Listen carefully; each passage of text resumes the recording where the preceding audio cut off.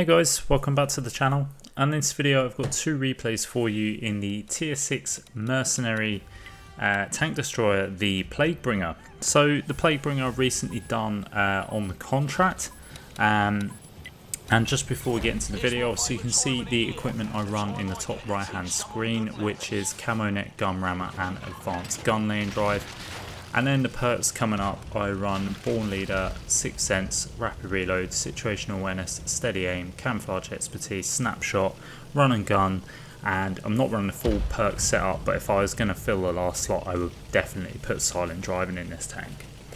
So yeah, the Plaguebringer, finished the contract, got this tank, and yeah, on sort of first thoughts of it, well, I feel like Wargaming could potentially have put a little bit more effort into this tank when it came out in terms of the design, you know, sort of putting a Sherman and Jackson together. It's kind of, could have done something a bit different with the gun maybe, I don't know, but that's just my thoughts on that. But moving into the tank itself is not too bad. The mobility is okay, it's pretty good at mobility. Top forward speed is 50 kilometers an hour. You do have good camouflage when you're still in this tank. The alpha damage is pretty nice at 240 per shot. DPM is okay, it's alright. You can feel the reload is a little bit long for tier 6, but when you're doing 240 a shot, it's fair enough, to balance it out. The penetration values on the premium rounds is very good. It's just over 240 or 250, I think, sort of millimeters of penetration, which is quite nice. View range is good at 370 meters. You've got 2-second aim time as well, which is not bad. And yeah, 10 degrees of gun depression, so that's quite nice. You can see sort of we're on red shear here, and we're able to sort of just peak these ridges. We are over peaking a little bit, but I could sort of get down if I want to. And just show a little bit of the turret.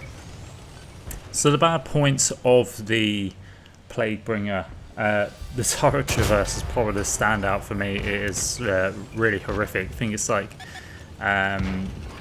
16 second sort of traverse on the turret, which is really quite bad. You can see it's very slow. I'll probably say you're best off moving the hull as well as the gun when you're sort of turning your turret, just because if you spin the turret and the hull at the same time, it'll actually spin the turret around quicker. So it's a little tip, if you didn't know that one, to if you want to swing the turret around a bit more.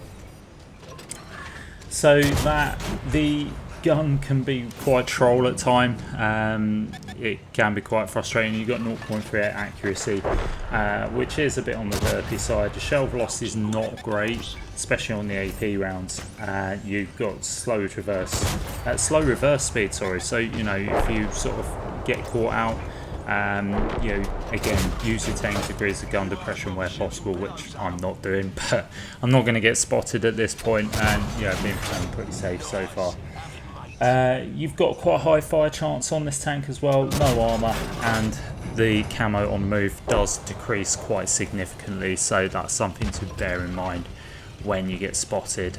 Lose your spot before you move, because unfortunately, otherwise you'll just stay spotted, or you'll just keep getting spotted all the time. So yeah, that's pretty much a rundown the Plaguebringer. Like I say, design-wise, I think Wargaming could have been a little bit more adventurous with it. I think slapping a Jackson turret on top of a Sherman, obviously having the Jackson gun as well, not really making anything different. It's just an American tank, isn't it? But that being said, it's not been too bad. Not something I've sort of really thoroughly enjoyed. But it's okay. It's not a bad tank, I don't think. I think there are some good points to it, which I think do kind of outweigh the bad. But yeah, we're unfortunately you can see the no armor coming into play there, as we're getting a little bit butchered by this absolution. Again, letting the gun aim in, we're able to get some shots off. Like I say, you have to be patient with that gun. You can't just snap those shots, because 9 times out of 10 they are not going to hit. We're just trying to see if we can pick up a kill here. We get a shot into the DS pins. Unfortunately, our good buddy Mass goes down to the Nashorn. We do take out the DS pins though. We're going to try and see, can we squeeze a shot into the Nashorn? We can, avenging Mass's death and picking up our second kill of the game and bringing an end to the first replay. So we pick up the victory there. We do come top of the board. We get 2 kills, just over 3.8k damage with just over 1,000 assists, picking up a high caliber and the first class medal. And yeah, relatively nice game. That was top tier, so you know, sort of a good chance to sort of make the tank work quite well. Top tier, it does do well when the tank hits. It really can put in the damage quite well. So yeah, it's not. Yeah, let's say top tier, it does quite well, I think, and let's say it does hit quite hard, so you do have that nice, decent advantage over other tanks. But yes, moving on to the second replay, we are on Fayetteville Ridge, and we're going to sort of move down to the 1-2 line. There's a spot that I sort of want to sort of sit at as a tank destroyer. You know, sort of if you've got good camo, you can make it work, and when sort of the brawl zone gets spotted, you can actually get some side shots in. So it's a real good play to make, which I'm going to make right now. And you can see I'm moving up to this ridge in front of me, which is round about H1. There's a nice rock up the top there as well, which can sort of keep me safe on the left hand side and get my shot off, and then I can just get back in behind the rock. And yeah, it's a useful position to play. If you do get caught out though, it can be pretty horrendous. Yeah, and if people are sort of quick on the trigger, they can pretty much knock your health right out. But we're going to take the chance. We're going to see if we can make this position work. And we've got a couple of tanks with us, but majority of the team are either sort of sat in the base or are sort of, you know, hanging around that 5-6 line, perhaps making their way over to the 9 line where that hill is, you know, where those tank destroyers are currently operating. But we're going to bide our time, just going to sort of wait, see what is heavy in front of us can perhaps light up. And there we go, we can see the Chiri. Unfortunately, we just snapped the shot there without properly aiming, which is pretty poor on our part. We're going to try and line up the shot. I'm surprised we squeezed that one in, because I didn't think we were properly aimed in there. Going to get a shot off blind, but unfortunately that doesn't hit. Then we see this Stern Panzer in front of us. Unfortunately, he just ducks down, so we're going to focus for the poor tier 5 instead, who is stuck right out in the open. This isn't great for him. We've just busted his engine as well. And yeah, that's looking like he's out of the game, which in fact he is. Now the Cheeto gets lit up again, so we're going to try and get some shots into the Cheeto while he's backing up. The Cheeto has no armour at all, so you know, we should be able to butter this guy up pretty well, which we are doing. He's now gave us his side, and yeah, it's good night Vienna for that guy. So now we're going to look at the Tiger 1. We love Tiger 1s because they're juicy hit points, and there we go. We get a nice fire to boot to pick up some extra bit of damage, and you can see there we're already over 2k damage. This Tiger 1 is just, yeah, really stranded. Unfortunately, we should have aimed our shot a little bit better there. Could have picked up the kill if we just properly aimed the shot a bit more. But he does give us a little bit of a side, but unfortunately we just track him in place, but we've kept him there. And we've just got to line up the shot. We don't roll high enough, unfortunately, to kill him, but he's now on a one shot. We should be able to take him out. Again, just aim the shot into the turret, and there we go. He's out of the game. So picked up a lot of hit points off of that Tiger there, which is really good. Get a shot into the side of the Tiger P there. Again, another tank that has got lots of hit points, which we're more than happy to take for our own. But now I notice that we're kind of on our own. Now I was going to get out of there, but then I thought, do you know what, I'm going to chance the shot on this AMX. It's a tier 7 tank destroyer. Don't particularly want to leave him full health if I can. If I can get some extra damage off of this guy, then I'm going to do it. Now I do manage to get quite a few shots into him, but he goes unspotted, and I'm thinking at this point, right, okay, it's time to back out there now. Our friendly heavy tank is sort of sat behind us, and essentially we're going to get lit up. Now that AMX does get spotted again and does get taken out by a friendly IS-2, so you can see we've done, I think that was a nice play there to sort of stay and get some shots into that tier 7 tank destroyer, because you know, if we'd left early and not sort of put him down to the one shot, then it could have caused our IS2 quite a few issues. So I feel like that was the right play. We didn't get spotted, so we kept all our hit points, and now we're gonna sort of thinking about perhaps pulling back maybe. But I'm sort of going into the low ground, moving up the free line now. I know there's a Tiger P back here, which I was getting a couple of shots into, or at least one shot into, that I know it's going to have a fair bit of health. And there he's got 1100 hit points, so I'm kind of hoping that my friendly IS2 will come with me. I'm sort of hinting to follow me, because what I want that IS2 to do is distract this Tiger P. If he can get this Tiger P into a brawl, then I can perhaps get side shots. I need to be careful of that stern pans that I know is up on that ridge, so that's something to bear in mind. And I potentially sort of doing a gamble here by peeking this ridge, and but I'm getting targeted, but that's the Tiger P turning his attention to me.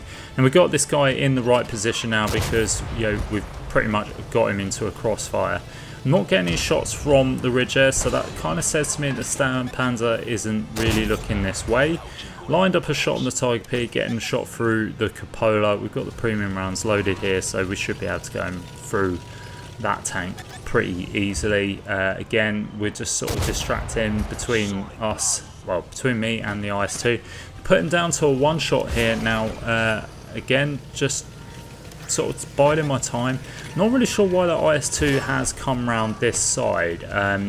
He is getting shot from the back though, so half wonder if that stern maybe is there, or if it might be the Challenger or some other tank that is sort of camping the back there. But we don't want to take any nasty hits unnecessarily. Stern Panzer could easily put us down to a one shot.